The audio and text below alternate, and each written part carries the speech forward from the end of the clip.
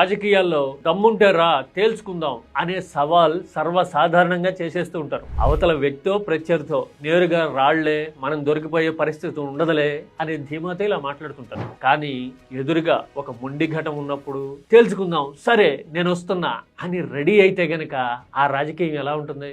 నర్సీపట్నంలో చూడబోతున్నాం మనం మెడికల్ కాలేజీల ఇష్యూలో. స్పీకర్ అయ్యన్న పాత్రుడు అసలు నర్సీపట్నంలో మెడికల్ కాలేజే లేదు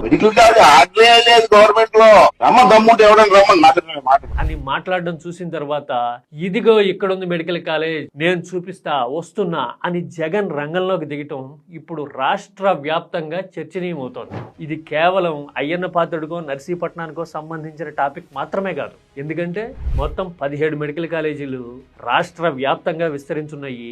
ఇది ప్రజారోగ్యానికి జనం జీవితాలకి పేదల వైద్య విద్యకి సంబంధించిన టాపిక్ కూడా అయ్యేసరికి జగన్ ఛాలెంజింగ్ యాటిట్యూడ్ అనేది ఇప్పుడు పొలిటికల్ వోల్టేజ్ పెంచుతోంది.